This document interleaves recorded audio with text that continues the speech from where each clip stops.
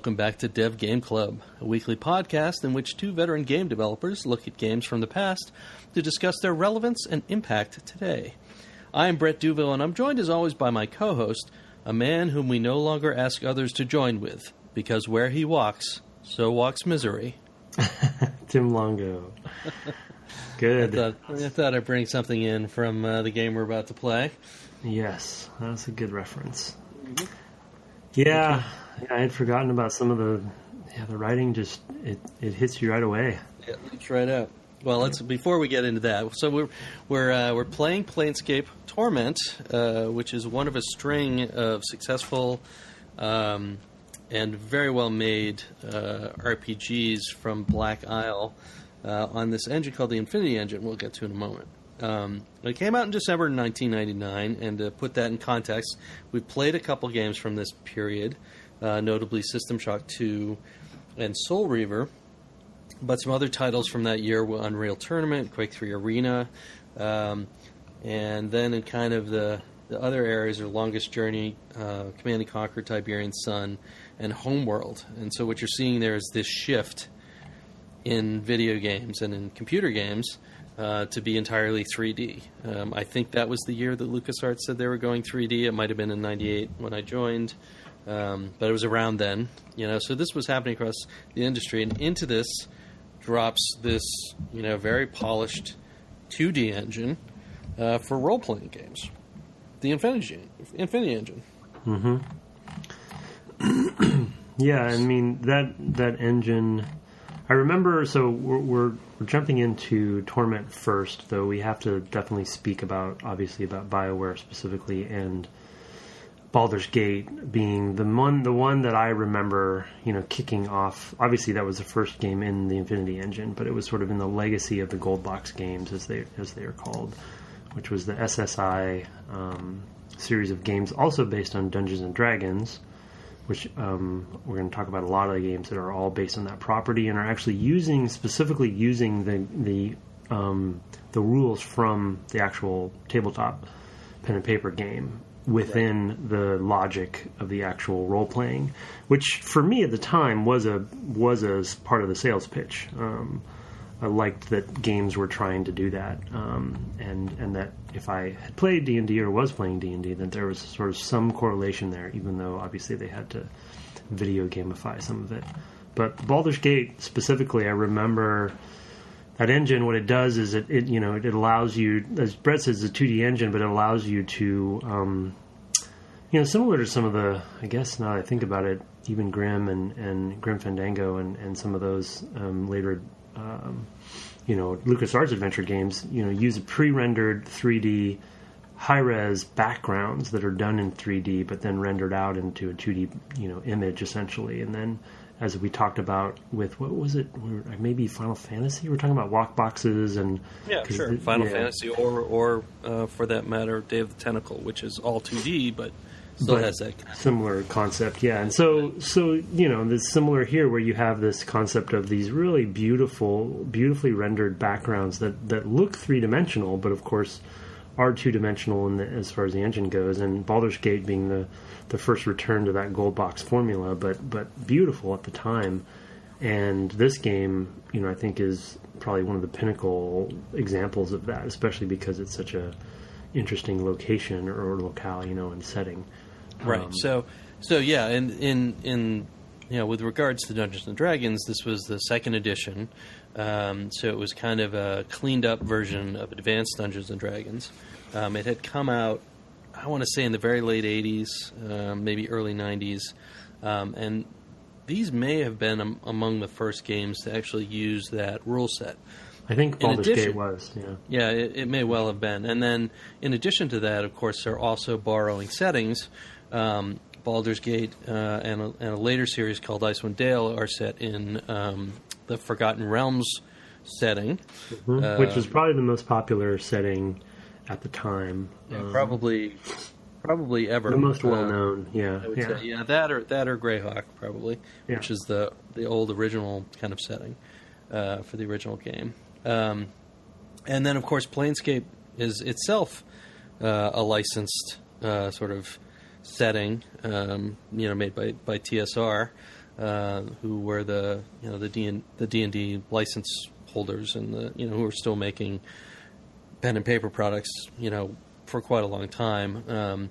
They still exist as a brand now under Wizards of the Coast. They may not even be a brand anymore. But, I don't think so. Yeah, I think they've dissolved TSR in favor of Wizards of the Coast, which bought it in the late 90s, flush with all that Magic money. And then, a little bit after this, maybe a few years after this, maybe early aughts. And then, and then they got folded into Hasbro, a few years after that. So, still exists out there. It's still, still a popular brand. They came up with a 5th edition just a few years ago now, so it's still going strong.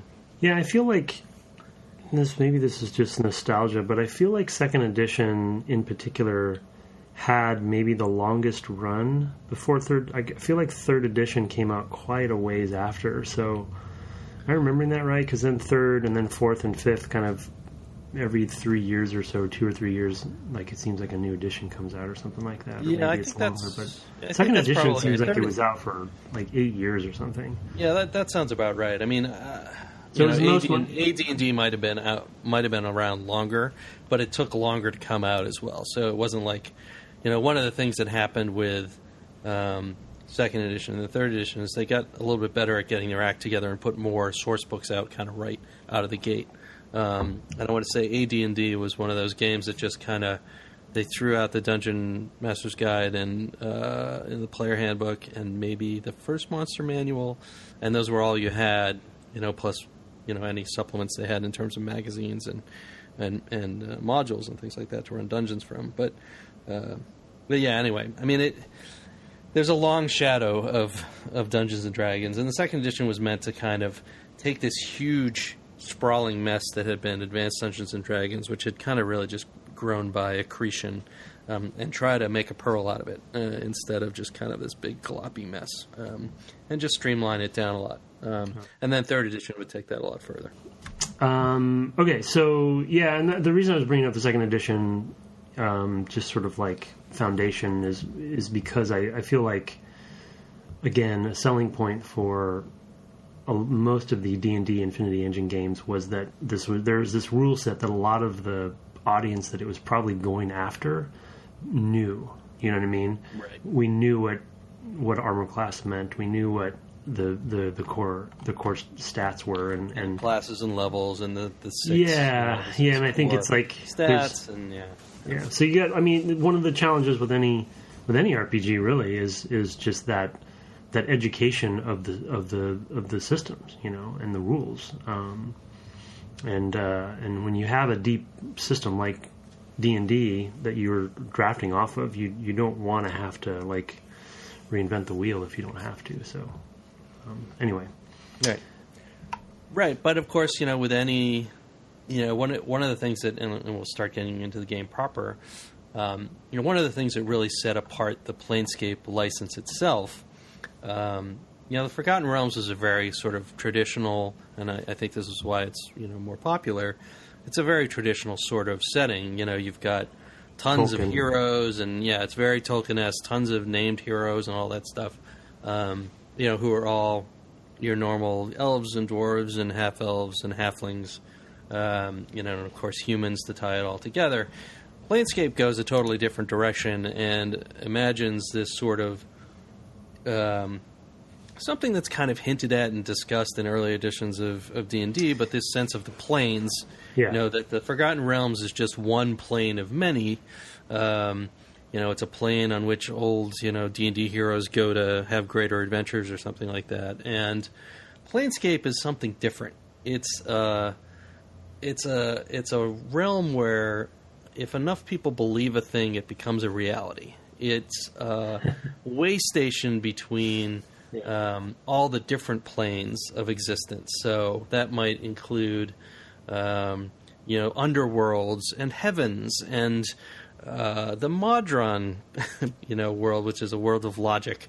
And, I mean, just it goes on and on and on, the different things that you could connect to. I mean, you could go back and look at some of the source books, and you have things like Gehenna and Nirvana, and these things kind of are in there. They're described, and they're usually like the origin place of some nasty nasty beast you've got to fight. Here, you're going to sort of the crossroads of all of that, instead of kind of a staid, well-known kind of place, and that definitely set it apart. Yeah, more abstract and ethereal, and kind of like preying upon the mythology and the legends and religion even. And these. I mean, you had to wonder how were they even going to pull it off. It was such a weird setting. Yeah, it made no... I remember the announcement and kind of even buying it when it came out and never... just like, what? I wasn't even sure. I'd played a lot of Forgotten Realms stuff, and including the tabletop, and had read up a little bit on the Planescape setting, but to be honest, like, even the source books and stuff were pretty opaque and hard to feel like I could apply or even run a campaign in that setting. It was really interesting, but I was like, this is some mind-bending stuff that I don't know if my typical gaming group would like, you really have to want it. And in something that's sort of your pastime, like and pen and paper is already so difficult to get up and running.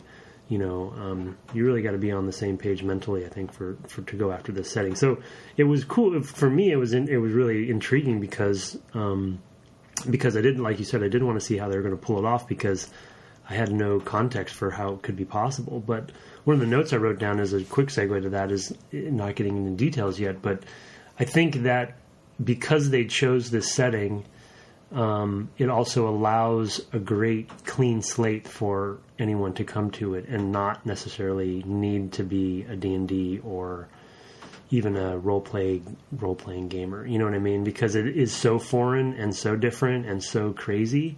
Right, and of course that orange box with a blue-faced guy on the cover is really going to leap out at somebody and say, "Oh, let me try this." Yeah, I guess so. Yeah, that's true. I mean, I get the selling proposition, but I also think that this probably sold the least well. Oh, yeah, no, and I don't mean that as a selling proposition. I just mean as far as, like, not needing to know anything about anything to play this. It's almost, even though it's a D&D game and it's technically set in one of the D&D worlds settings, it's almost not a D&D thing. You know what I mean? Yeah, it's and this was probably among the least successful of TSR's settings that they put out. I mean, they put out quite a few at the time. And I think, one of the things that's most surprising, and I kind of get right down to brass tacks as far as it goes, is this is a setting that seems to absolutely need a dungeon master, because the things that computers are good at, are the combat and the tables and things like that. And that's not what Planescape's really about. Mm-hmm. Of course, we'll get into tons of detail on that. But when you think of Planescape, you don't think necessarily, of a game that's going to be combat heavy. You think of a game that's going to be idea heavy and weird. It's these days there are new systems, for pen and paper that are more geared towards this stuff. More player driven, where it's more directly collaborative. They give you some frameworks. There's things like Monster Hearts or what have you. Or the podcast Friends at the Table uses a system that is not immediately coming to mind. But, they have these systems that are more geared towards the heavy storytelling and less about the Roll20, D20s and things like that. And this is kind of a step in that direction. Totally. This is a storytelling setting, right? This is an improv and storytelling. Looking at some of the research online and noticing that even Chris Avellone mentioned that some of the influences, one of them, he said Archie comics being one of them, which I guess I kind of see. I totally see it. The Elementals, Shadowrun, but then he also mentions the Chronicles of Amber, which I don't know if you've played that tabletop version of that, because those are those famous books, but they also did a role-playing game. Yeah, but that is a diceless, completely, basically storytelling-driven RPG game, that there is almost no necessary combat in that. So it's well, and other. TSR had experimented with systems that were not dice based. They had a card game based, a card based game at one point. They had something called Saga, which was also a sort of storytelling system. And these are going back into the sort of earlier in the 80s. So it's all something I think. One of the things I think that happens when we're talking role playing games, and maybe we should get more directly into the game after this, is that after you've spent a fair amount of time doing basically the Tolkien stuff, probably as a creator even more so, you start to want to do something different and try something. Try your hand at something different. And as a creator, and even as a player, if you play long enough, I'm sure you're going to want to do something different. So this definitely feels like TSR's response to that, and maybe a couple others in their in their portfolio at the time. But they started to get into trouble at this point in their existence financially, I think. One of the other signature aspects of this engine and this series of games was the combat system, which we talked about a little bit in pre-show that we'll get into, I guess, in some details. But just to kind of speak about it briefly to set it up, the other interesting thing that Baldur's Gate brought to the table, at least in this more kind of modern era, is this kind of hybrid combat system. Because obviously in an earlier series, we played Fallout 1, which was completely turn-based, and we talked a lot about that system at the time, also made by Interplay/Black Isle.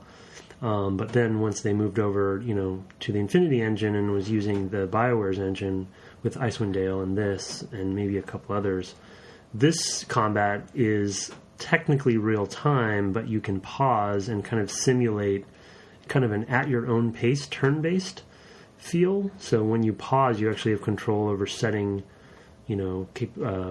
actions and commands to your party members and such. And so it was an interesting kind of... I was always, to be honest, I don't know if you and I have ever talked about this, but I've always been a little mixed on it, because I tend to like systems that that know what they are and commit to that one thing, either like full Diablo or real time or full turn-based. But I always had a little bit of trouble with the kind of hybrid approach, because I'm so OCD and completionist about, or min-maxer, that I wanted to know when the right time was to pause and when the right time was to let it go, rather than kind of being like just take your gut with it. And so, but it was a signature part of this engine. I think when we get to in this section we didn't have a lot of combat, so it's kind of hard for me to reflect on that. I don't remember it being, this would have been the third one I played anyway, but I don't remember it being particularly troublesome for me. I played both the Baldur's Gate games before this. Yeah. And I never finished the second Baldur's Gate because oh my God, that game's so also long. Unbalanced towards the end as well. It wasn't necessarily that it was, that I had trouble with it. It was just kind of, I guess it's we'll talk about it more, but I think it was maybe more of an identity thing, but anyway, the other things that it afforded, so we'll talk about the sort of technical stuff too, as far as that goes, is that the maps weren't of a limited specific size. Previous games like the Gold Box games had not been scrolling, as I recall. You sort of have a screen at a time, sort of like Zelda, only not like Link to the Past, which we just finished, but even less so. Just like limited to one thing. Here you had a whole map that was possibly many screens large. You could be centered anywhere in that map, or even not centered on the map. So you had this kind of large amount of map canvas to work with, and that was kind of connected. So they were arbitrarily sized, whatever the story needs were. You had different sized maps, instead of sort of one fixed size map. And the grid no longer exists.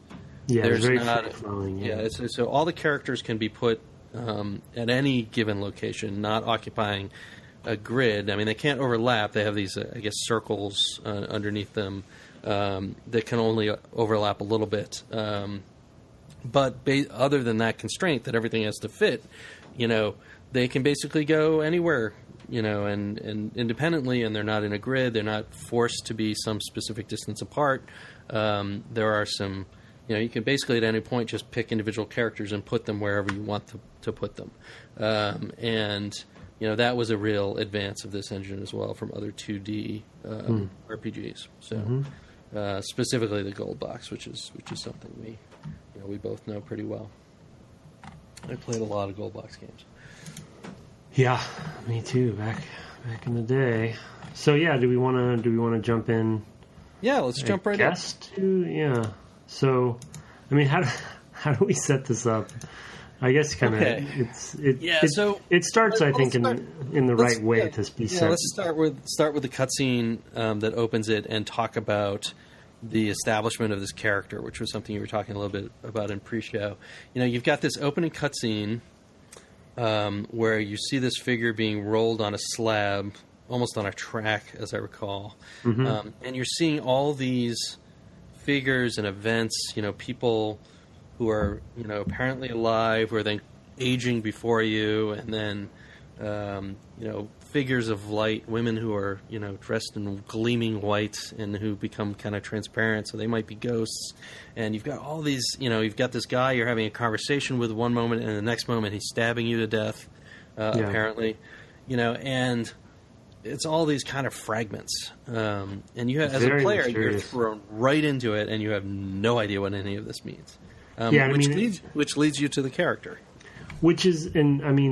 I think it's interesting to talk about, say, a Baldur's Gate game or an Icewind Dale game in conjunction with this one, because it's so contrary to those games, even in the opening. Where there's maybe some mystery about what's going on in those games, but you generally know, because it's such a traditional Tolkien-esque kind of setup in those games, usually, factions battling or something like that, that this is obviously very focused on this character, but with these weird visions you're seeing in the opening cutscene, like every frame almost is a mystery of some kind, and so, like, if you don't just roll with it, I had forgotten about that opening cutscene until we started playing. And if you're not just rolling with it, like, it's pretty overwhelming to figure out, like, what do I do? Like, what information should I process and which should I not? But then you wake up and you're in the game engine and you're your little sprite laying on the table and this flying skull head, just the skull. Yep. Comes over. Is it Morty or Mort? I say Mort. Yeah, I feel like we said Mort in the past, and now I was kind of rethinking myself. But yeah, Mort flies over. Who is a jolly fellow for a skull. Pretty humorous guy. He's always cracking wise. Big sarcasm. Yeah, a lot of sarcasm coming out of him. Very interesting, and he kind of immediately starts referring to you. I believe when he starts talking, there's already some inkling that you have been here before. But the reason I wanted to bring up the main character specifically in this, and Brett, you should jump in too about this topic, but in Baldur's Gate and in a lot of these games, there's often, because you're playing a role-playing game and because obviously the designers know that you're going to be making your character, so they have to keep the story and the sort of main thrust and motivation of the main character pretty wide open, because it's got to be a blank slate, because you don't know what class or race or whatever you're going to play, because you can make your own character. But in this... Yes, you end up with stories that are often you were adopted or you were left in a place and they adopted you, right? Yeah. So you get set into this town. They try to make it reasonable that you, who, are of an arbitrary race and gender, usually, and of course, have trained in any number of different ways, including thief, which, no respectful, couple would raise you as, right? They try to insert you into these scenarios, and make it make sense that it could be anybody. And I want to also, step aside for a moment and say this also totally breaks with the style of character creation that went on in other games of this era. Mm-hmm. Even because that actually happens in between the cutscene and meeting Mort and waking up. Well, it also evolves, no spoilers, but it evolves over the course of the game as well. Right. Kind of in a weird way. But you get the screen. You are nameless one. That's your name, and you get a certain number of points so you can splash about the 6, attributes that are part of any D&D campaign: strength, intelligence, wisdom, dexterity, constitution, and charisma. And I was actually curious where you put your money. So I went off book again, as I've been trying to do when we do these, and didn't go in the direction I usually go. I went all into intelligence, and that is contrary to you. Yeah, okay. All right, I walked into that one. Sure. Thanks for catching it. You got to tell me you did charisma as well. I did. The second one was charisma. Oh man, are you kidding me? It's like we rehearsed dexterity. This. No, dexterity usually is my go-to. Okay. But so I think Constitution was the third. But I went mainly because I knew enough about the game to think to myself, I want as many dialogue options as I can, and I want as many interesting reactions via charisma as I can. So I went that direction, even though intelligence usually in D&D means mage of some kind, and I hate magic users, so I never go in that direction. But I never play a mage either, and I went that direction as well. So actually our characters are fairly similar. Yeah. Although my third, I went 17 for intelligence, 16 for charisma. No, I didn't. Yeah. And 15 for dexterity. I put a lot. I take that back. My third was wisdom, because I noticed that it gives the memory you more stuff. XP. Yeah. Already min-maxing the XP. I see. Well, I did. Yes. Min-maxing a little bit. I did that because I knew I wasn't going to be fighting as much, because I'm going to try a bit of a pacifist playthrough, which I can talk about even in the Mortuary, how I handled some of that. And so I figured I need a little bit of an XP boost. So anyway, yeah, I mean, to your point, I also noticed in that same article I was just looking at that that the co-designer, Kenneth Lee, I guess, which I'm not familiar with him. Another influence for them for this game was Final Fantasy 7 and 8 specifically. So, in which you are also, it's a role-playing game where you're playing a predetermined character of some kind, rather than from scratch Western style, So that's just a big departure from the Infinity Engine games, especially from the BioWare stuff, and Black Ops stuff, I guess. And the irony to this, though, for me, and the reason I put this note down that I think is brilliant in this case is, the thing that always bummed me out and weirded me out about, say, a Baldur's Gate style game is it had to be this blank slate, because it had to work for any situation of a character. But then also you ended up being sort of the chosen one, because you had to be the hero that saves the land. And so there still was this sort of forced theme there that I always took for granted, because of course I'm going to be the one that wins because I'm the player in this context, or whatever you want the party to win. But in this context, you literally are a nameless one, and there is this really important backstory to this character. You just don't know what it is. And so there's this great pairing of, not only are we trying to figure out what the heck this world is about, and we're kind of clean slate with, if you don't know Planescape, you're kind of discovering things as you go. But the character also doesn't know who he is, or where he is, or why he's here. So it's a really great partnership between the player's perception of the world and the characters. And then also it's already pre-designed and set up that that this character is important in some way. But you just don't know how. Right. You know what I mean? Yeah, and there's a lot of allusion to that already in I actually wanted to talk a little bit in concert with that about the storytelling. One of the things, as you mentioned, is that not a lot of people would have been familiar with Planescape, and so there's this natural tendency to need to explain things, but they do it in a very subtle way and very slowly. it's really a master class, even in this introductory section in dialogue writing, where, or even just fantasy writing in general. Like, there's not a ton.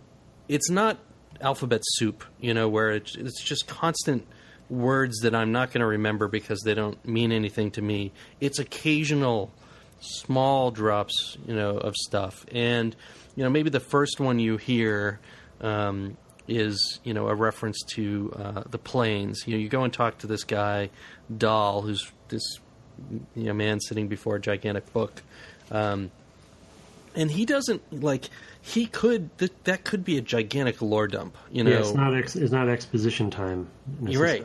You're right. Yeah, no, and it's all it feels very conversational, even though it's basically still a name job, kind of system. Who are you? What do you do? To kind of get you started. That's a Ultima thing. Ultima had a freeform text interpreter, like an old interactive fiction game, and you would type in just words, and they would tell you what they knew about those words. Here, it's just dialogue choices, but often your way in is the same thing. Oh, who are you? And what do you do? What are you doing here? And that's kind of the framework for who am dialogue I? going. Yeah, well, and in this case, at the same time, who the heck am I? And have you seen my journal? Yeah. I just think it's just I obviously really hope we get someone on to talk about this stuff, but it's a really just interesting choice, because obviously Torment has plenty of directions that they could go when it comes to the main character.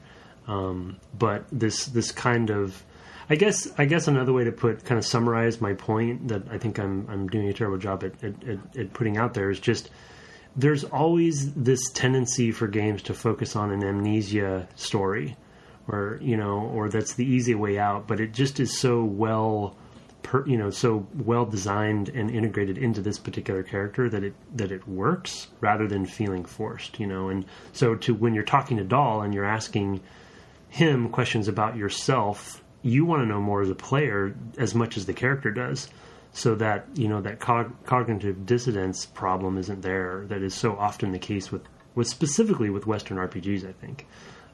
It's constantly forced. Right, right, because you've got sort of class, all that sort of class. Right? I mean, this could have been a game where you picked.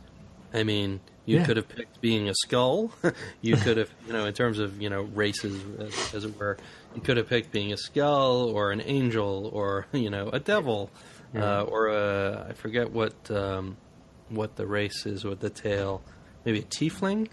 We're going to run into her at some point. Yeah.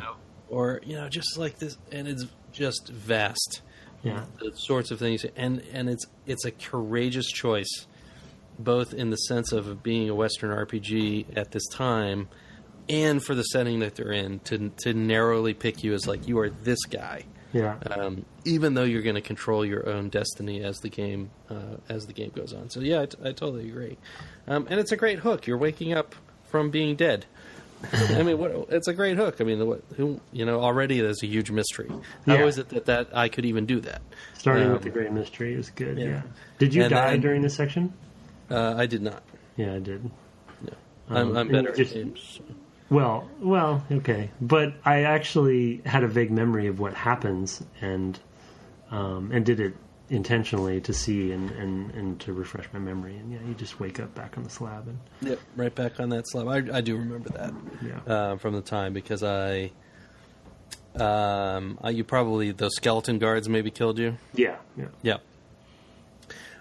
So he also, when he wakes up, he's got the skull, the floating skull buddy, who has eyes, oddly. He's a skull, and then he's just got these two eyeballs. So there's a lot of questions there. He's looking for a body. So there's another mystery. And then he kind of looks around, and floats around to the backside of you and reads this stuff that's on your back. In tattoos, which basically sets up your first goal, it's on your body. Yeah, it's tattooed right there on your back. You gotta find your journal. Don't let anybody see it. Actually, it doesn't even say find your journal. It says everything you need to know is in your journal. Mm-hmm. Don't let anybody see it. and then you look in your inventory, no journal. So it's a lot of great hooks already, right? I mean, it's got a Memento feel, even though this is prior to Memento, in that I wrote a note down, that it was prior to Memento. I'm pretty sure Memento is like 2001 or so, but I'll check that while we're chatting. It is in fact 2000. Yeah. So okay. Interesting. Yeah. So it definitely precedes that. It says released 2001. No, I was right.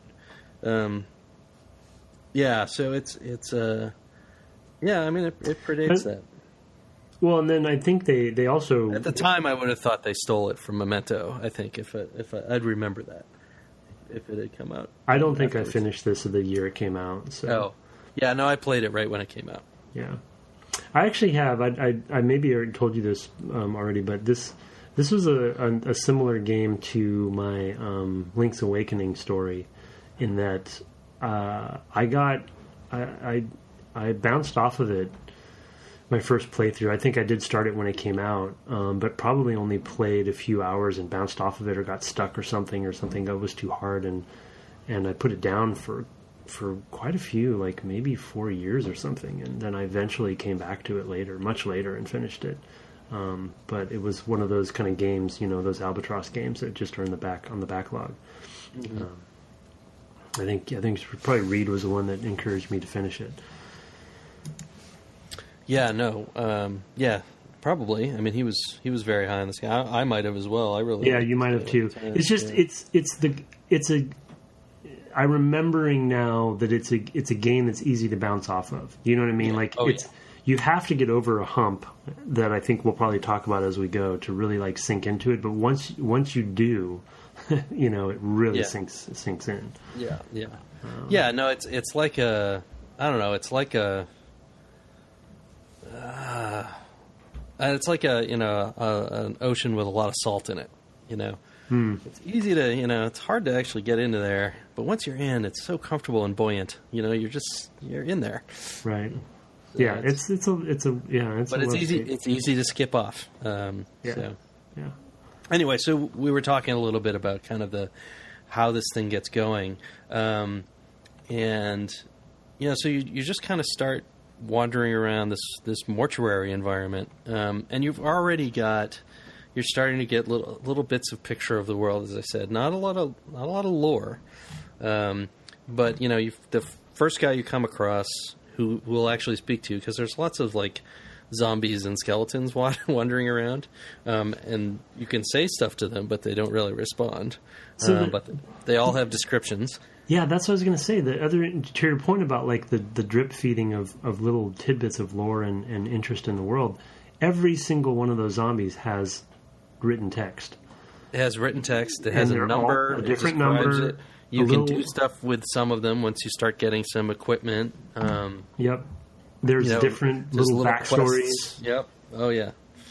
And good little details there. Yeah, tons of details. They look like in a Diablo style game, they just look like fodder, right? Exactly. You're just why would I interact with them? But if you actually try to talk to each of them, there's something there. And for the kind of player that really likes to find everything you can click on and talk to everybody you can talk to, it's the perfect. Some of that Fallout legacy, I'd say. Fallout and Fallout 2, and I also noticed that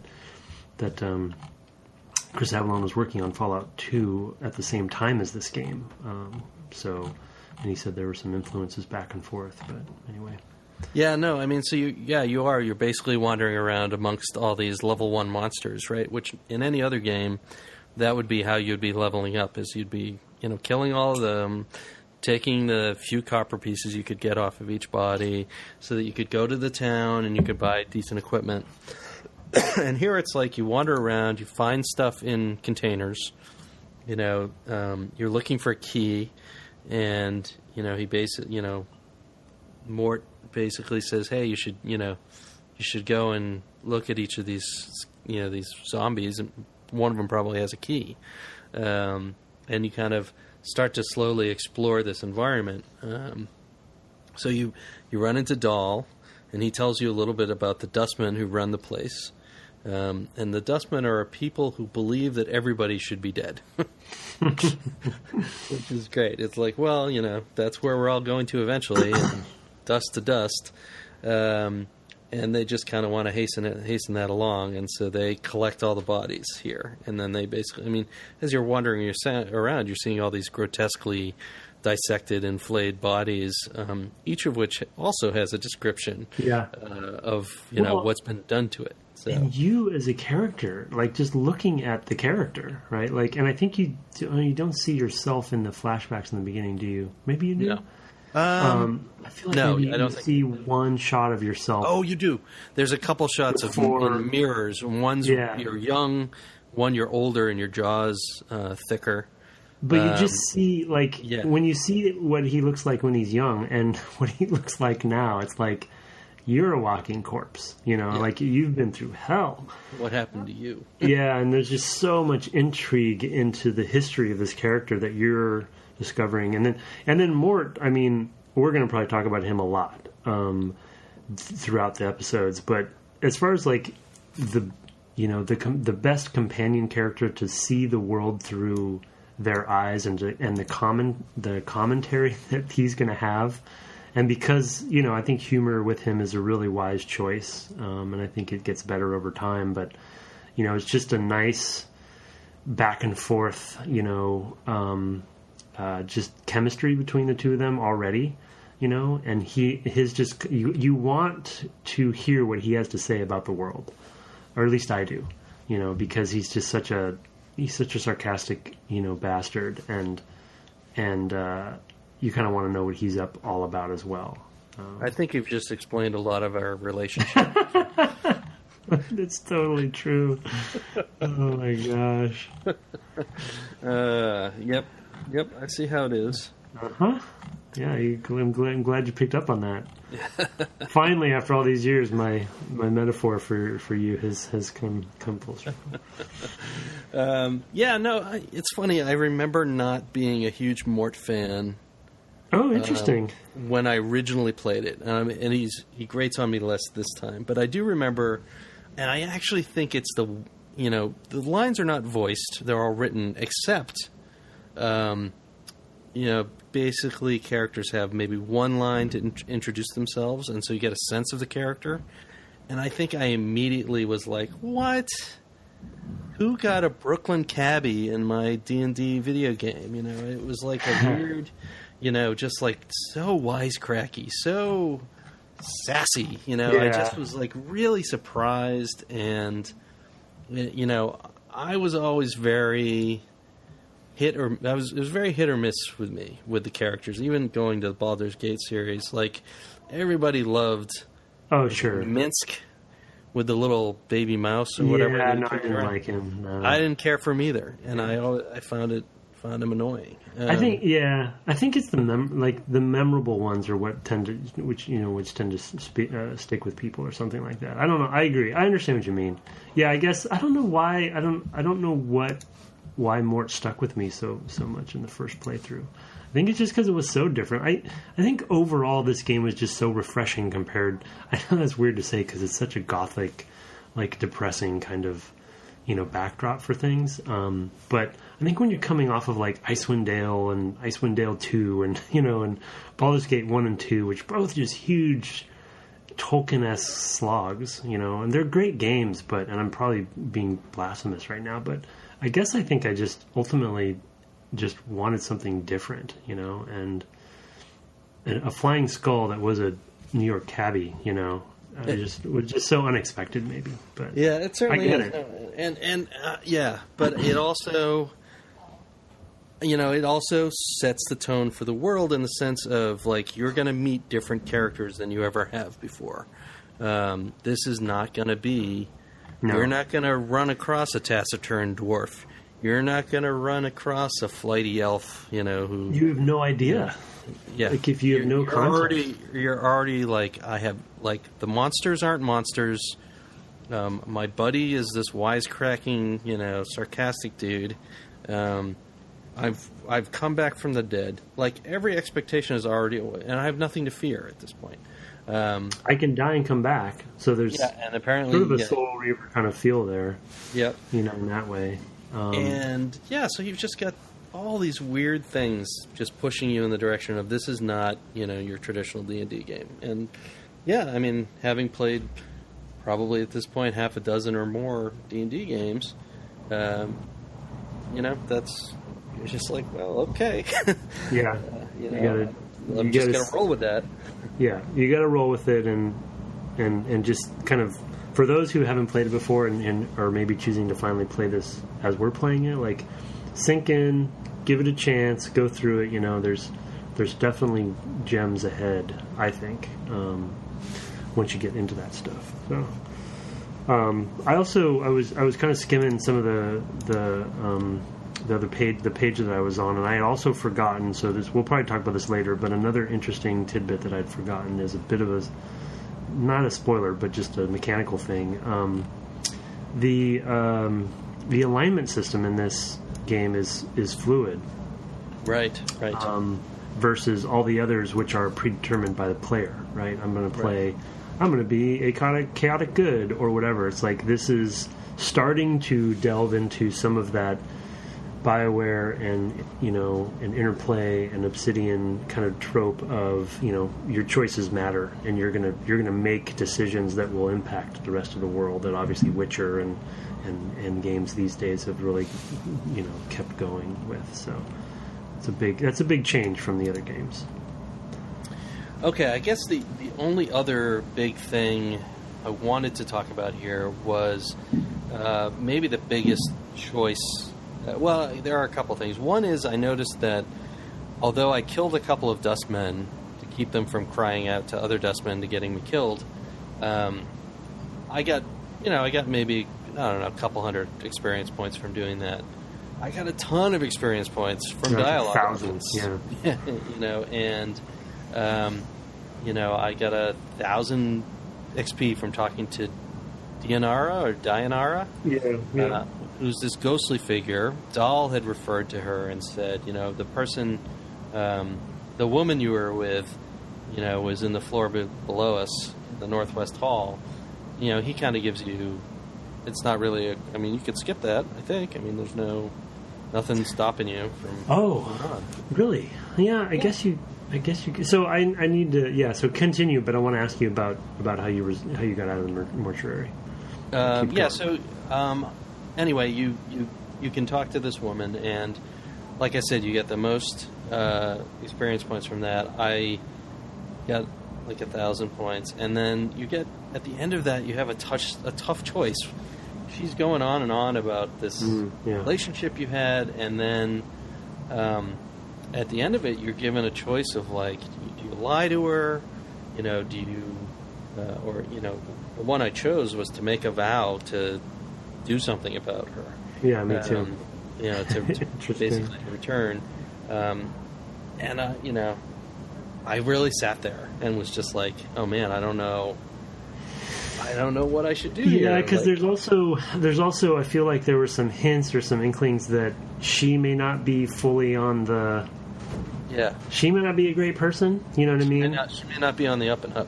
And they give you a few options. You can lie and say that you're going to vow, but not, obviously. You can just deny it and throw it in her face and say, I don't trust you, right? And then there's making the vow. I feel like there's even a fourth one. Well, I guess we're both playing intelligent. Yeah. And just the breadth of that even was rivaling Fallout, when it comes to how far you can go with those sorts of choices at this time. And that was another, like, you're right, that's another signature part of this when it comes to how much they index on that kind of XP versus combat XP. Yeah, so in terms of getting out, I did lots of little, mini quests, and stuff for different skeletons, and you can open up skulls and find notes and things like that. I did lots of little things like that, looking at every zombie and skeleton. It kind of teaches you that you're going to have to look at everything in this game, and it's going to pay off. You're going to miss stuff if, like, not only that, but I feel like maybe the reason I bounced off and got stuck the first time is I missed something. Yeah, like you might not have a drawer. You might not have learned that. or something like that. And I was like, I had no idea, So I predict in terms of getting out, I killed the Dustman, took his robes, and then wandered around until I found, I think, maybe the head Dustman. He was going to cry out, so I snapped his neck and took the key and walked right out. So weird.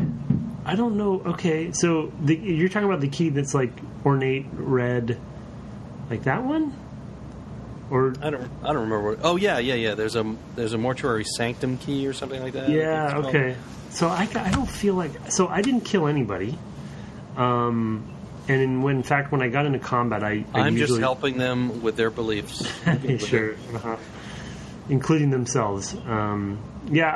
I was safe scumming some in that if I got into combat, I wanted to try to avoid it. So I got the key somehow because I didn't end up killing anybody. But then you have that conversation with her where she starts talking about the different, which I always love. I remember the line once she said it about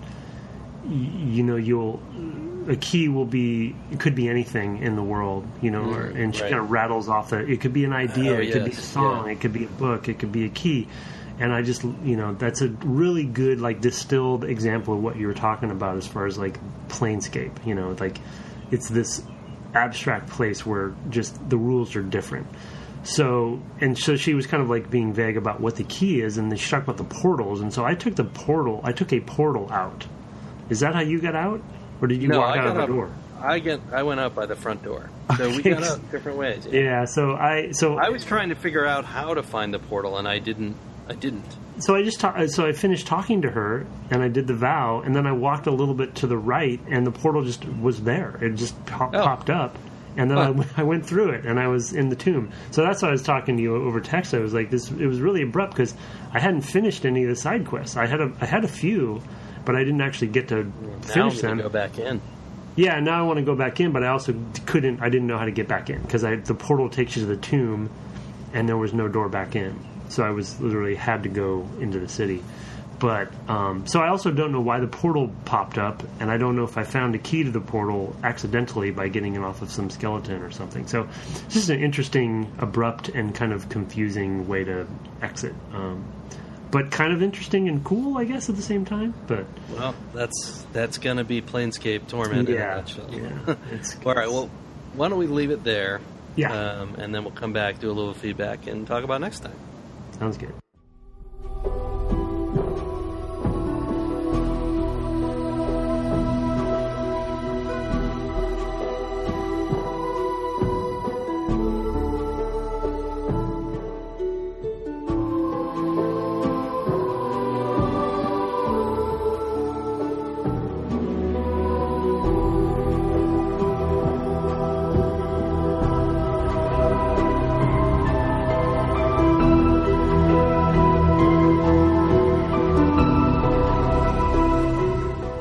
Welcome back from the break. We're talking Planescape Torment. Actually, at this point, we're going to turn to some feedback and stuff. I have you having the first one. It's a review. We're going to do a handful of iTunes reviews. Actually, before we read any, I got an email from somebody who was like, I was trying to give you a review and couldn't figure out how to do it. And I was like, oh, yeah.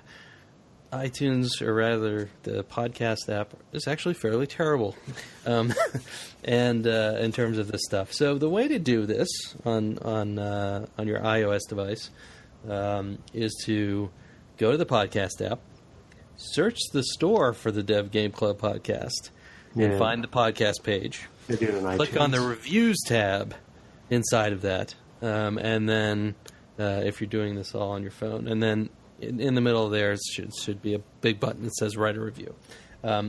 These folks have given us a review.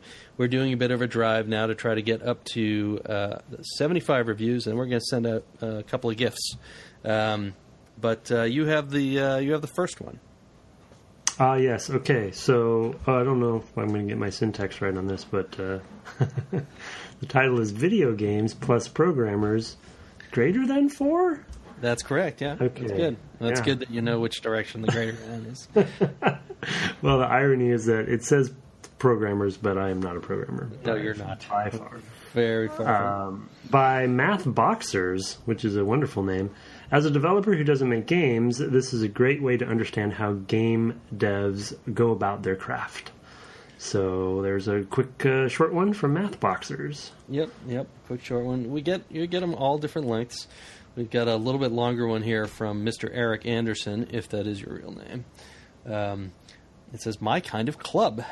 I started listening when Kotaku recommended the Final Fantasy IX episodes, and I was hooked. I love the format that replicates a book club, but you don't need to play along to enjoy the show. To be sure, I do enjoy it more when I'm familiar with the game, but there's still a lot to learn even if you never played the game. Although the audio quality is not the best," I think he's talking about you there, "they make up for it with fun banter and intelligent analysis." And I think he's talking about me there. Great show. Thank you, Mr. Eric Anderson. Yes. Mr. Eric Anderson is his father. Oh, okay. Got it. Yeah. Mm-hmm. But yeah, we obviously we're trying to bring the dev perspective to all of this and pull things apart like we would if we were sitting at work talking about the latest game. And we're talking about some that we probably talked about in the past. So yeah, appreciate it. Yeah, they definitely have to work on my audio quality. I'm not sure what my options are there, but you should just build a whole new house. Yeah, exactly. Well, we may move. So okay, so next one. Yep. Great gaming podcast by Mattva 88. I will say, though it may be Matva. So. This is an excellent podcast for those that want an in-depth discussion about popular games from the perspective of real developers! !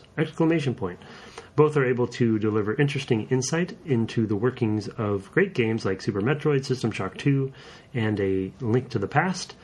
It's gotten me to start being more analytical when playing other games. Great listen. Thank you so much, Matt. Yeah, that's a great perspective. I like that one because it's talking about how it's impacting him or her, I should say. Mm-hmm. I assume a Matt, probably a Matt. Probably. But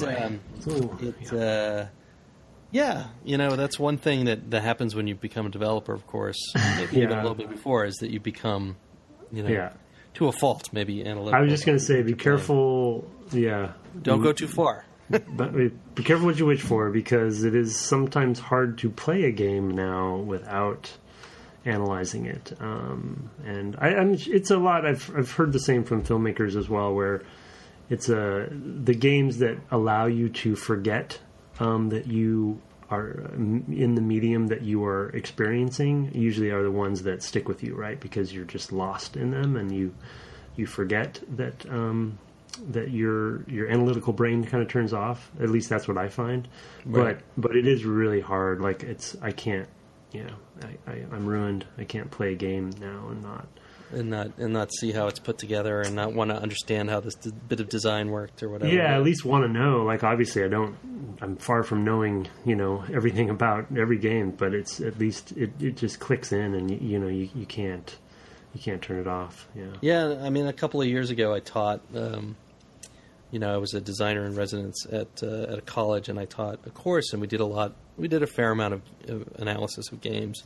And yeah, definitely, they would notice it. Like we picked apart like Call of Duty and compared it with This War of Mine, which are two very different games. And we talked about how, even though nominally they're about the same subject, how very different, the mechanics were, and why this mechanic led to feeling this way in this game versus, in this other game. And that's how I think about games a lot of the time. Like, I've been playing Darksiders, and I've been, in my brain, contrasting it with Link to the Past and Zelda games, and just little things like, they did they introduced this new thing to me really nicely, and it helps sometimes when you play it a second time, because then you see it all a lot more clearly. Oh, I need to know this because later I'm going to, So yeah, it's a deep, deep well you're falling into there.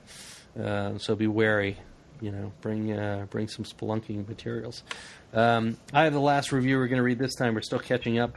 We have a handful more, and we always like to have more. It's from David in Houston, Texas, if that is your real name and location. An excellent gaming podcast, he says. I really enjoy listening to Brett and Tim talk about old games, many of which I have played. As a responsible family man, I don't have a ton of time or friends to talk about games with. Finding this podcast has helped in that regard. I like that they talk about one game over several episodes and really go in depth. It brightens up my chores and commute listening. Also, kudos for using clean language and a cool intro song. No! So your check is in the mail, David. Ah, David. Hey, easy with the language there. We do try to keep it clean, actually. Because we do know, people might have young children while they're listening. I know we had somebody ask at one point if we could get it on, onto the Alexa platform, the Amazon Echo, and of course that just plays in your room, right? And if you're in the car with kids or whatever, we want people to be able to enjoy us without feeling like they can't, unless they put in headphones. So glad we're brightening up your chores. And I feel like this is the kind of podcast where we don't really need to use expletives very often, in that way. So yeah, and you tend to get them all out of the way, off air beforehand. Yeah. Tonight I was like, oh wow, glad I heard that now. All right, and then I wanted to do one email. We have a couple other emails. I'll look at time. Maybe we'll do one more after that. We'll see where we are. Yeah, we have time for another. So you go ahead. Okay, email from Mike D. Hey guys, I'm TBC from Generation Zero on Twitter. Hello there. I am one of the many people who came for the Final Fantasy IX show and have stayed for how easily listenable and entertaining you guys are. I haven't felt the need, nor have really had the time to follow along on the game before with you. However, with you doing 5 episodes on this, I might be able to keep up. Yes, good luck. I know I wouldn't complain if you did 6. Yeah, we'll see how we do. I think we'll probably be to the point where we'll be like, oh, I wish we did 6. Anywho, I've wanted to pick up on my Fallout 1 LP for a while now. LP. Let's play. Got it. See how old I am? Yep. And this could be a good way to get back into that and possibly do some videos on this as well. I think it would be cool to do kind of discussion, let's play type video to your podcast in a way of response, or just talking about the things I felt learned from my playtime and what you guys say on it. This all, of course, is if my crummy laptop will be able to play it. You can play some okay games, like I can run Fallout New Vegas and like Tales of... I don't know this one either. Yeah, I'm not sure. That's a Tales game, so I assume it's maybe a JRPG. With this being an older game, I hope it isn't too bad. No, this one should be pretty good, especially if you play the previous version, not the updated one. Anywho, I just want to let you guys know, thank you for the great podcast. It keeps me entertained at work. I'm off to listen to the Zelda GDC. P.S. I'm totally putting in my vote for post-series talk episodes where you go over Tim's notes or takeaways you got further after the series arc finishes. Thanks for that vote there. My notes are pretty extensive and hard to understand, and I'm not even sure I'll remember what they mean. But I don't know. We'll think about how to deal with them someday. Yeah, we'll just archive them, keep them. They're all digital, I'm sure, so we'll have something to do with it. Yeah. Let's play is a good topic, though. Yeah. Yeah, I want to let you. Have you, Mike/TBC. I see you on the Twitters. So shoot me a link if you do that, and we'll include the link on a future episode. Love to have it.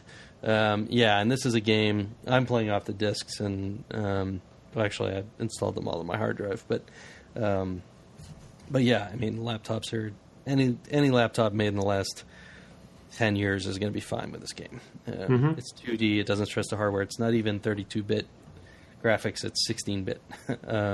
The Steam version, of course, I'm sure is all 32-bit, or even a 64-bit app. But it'll handle it. It'll handle it just fine. You're not going to have any issues. On that, though, I did forget to mention, I forgot to mention that I'm playing the enhanced version because I wanted to see what that was all about. The one from Beamdog, yeah. Yeah, that just came out, and I think they worked with Chris Avellone on it. He contributed to some of it to help them out. But they actually have an option, which I didn't know, in that where you can play the original art, basically the original version. So you can kind of go back and forth. Oh, nice. So you can see the I'm as I said, I'm playing the original, but and maybe I'll include these in the show notes. I did go and find some sort of patches to fix some stuff out. I'm playing basically 1.1 version with I don't know, a couple other things. I don't even remember now, but it was like, here's a few things you should do. I'm actually not playing. I'm playing it in the original resolution. I'm fine with that. I don't really care too much about that stuff. But yeah, it's nice to play it in the classic way. Yeah. I just wanted to see what that was. Yeah. Yeah, no, I may get around to it someday. It's pretty nice. Yeah. I would be interested to watch someone do a Let's Play, and especially if they're on one of the games we played, and then kind of see the back and forth. And I'd love to hear. I think that is an interesting thing that we haven't really discussed, but interesting to hear the audience's side of analysis of the games too. Right? It's just us talking, but I'd love to hear what other people's opinions are coming at it from a kind of a moment to moment rather than just through email. So, yeah. If you do that, let us know. I'll definitely watch it.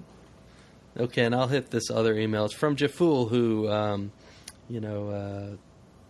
I actually have known via the internet for quite some time now. So, full disclosure there. But he says, as a subject line, it's a needed thing.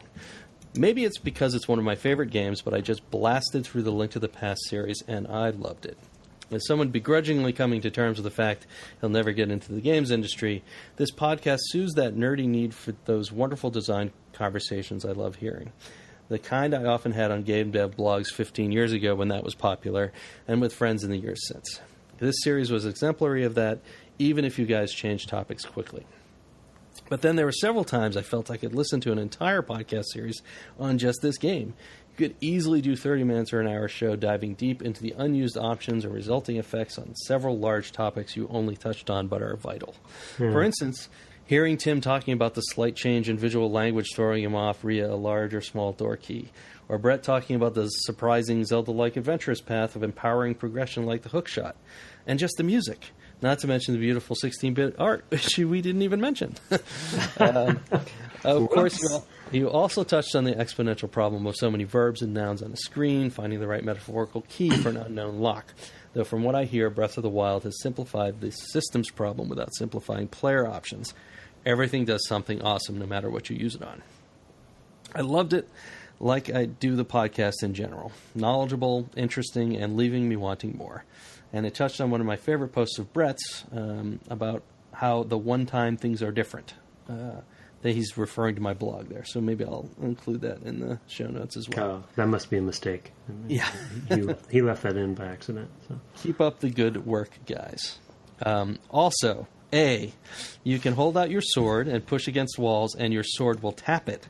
It'll always make a high-pitched tick-tick-tick noise if you can open it. And B, you can get back into the sewers. Try the cemetery after you get the power glove if you're curious. Dang it. I had a feeling. It's funny, the sword thing against walls. I actually remember that from the Game Boy version. Yeah, one of the 2D Game Boy versions. So. Yeah, and I think that's a Zelda 1 thing too, right? Because there wasn't visual language. Exactly. A lot of visual language. Limitation. Yep. Yeah. Of the system. I mean, again, it's not that my notes are definitive or anything, but there are just so many things that we left off. For every series on any game that we're doing, that we just. We try to stick to an hour, and you're just going to end up hour 90 minutes. But even 90 minutes is like, we're not going to get to everything. And I really, and I'm as a just a micro update, like I'm still playing Link Between Worlds as I'm texting Brett all the time, and hopefully have not convinced him to actually buy a 3DS to play it. But it is an amazing game. I'm struggling. It is an amazing game, and it is extremely interesting to play it right after playing the game that it is based on, because... Oh, you're killing me. I know, I'm sorry, and for... who was this email from? Jaful, yeah. Jaful, yeah. Especially if Jaful, if you have a 3DS, I'm not going to try to convince you to buy 3DS at this point with the Switch out, but if you do have a 3DS and you haven't played Link Between Worlds, you really have to, because they do some interesting switcheroos on expectations that you would have from a thing being a certain way in Link to the Past that is slightly or sometimes drastically different in Link Between Worlds, but it makes sense. Like, I don't even know how to describe it, but also any little usability quibble that we had in Link to the Past, kind of the era, just basically solved in this game. And it is a direct lineage to Breath of the Wild. Like, potions are there, the different, expanding upon the potion system, even more than Link to the Past, like all these systems, the renting and buying system of all the, you can do dungeons in any order. Like, yeah, it's a very interesting game. Huh. Yeah, no, I have so many Zelda games that I want to play now. Yeah, I will feel bad if you go down this dark road, but it's killing me. Someday. Yep, someday maybe. Anyway, I think that's about all we have for feedback this time. Keep those reviews and emails coming in. I didn't throw out the email address. It's devgameclub@gmail.com. I have one more from Robert, which was really interesting. We'll read that next time, and several more reviews. So if you haven't heard those yet, we'll get to them soon and discuss their contents. But thank you both for those kind words, and to all our reviewers. And I guess that's going to do it for this time. The only thing left to talk about is what we're playing through next. And we're going to play The Hive and going under the city, going all the way under the city. And I don't really remember exactly what that means. I kind of have a vague idea. I think the Hive is sort of a hive of scum and villainy type hive. Yeah, it's kind of like as I recall. Or part of the city, like the living. Right, it's like a neighborhood basically, and then we're going to go under the city, and it's already like jarring my memory of some interesting stuff that happens down there, and how wacky the Planescape setting can be. But yeah, that'll do it. If you're playing along, that's where to play to. If not, have no fear, as several reviewers have said. It's okay to just listen along and fondly recall the games and enjoy our discussion of them. So, thanks for joining us again. I can be found on Twitter at Brett_Duville. He is at Tim Longo Jr. with the JR at the end. Thank you very much. And of course, you can find the podcast at Dev Game Club, on the web at devgameclub.com, and of course I already gave you that email address at devgameclub@gmail.com. Thanks so much, and we will play again with you next week. Good night.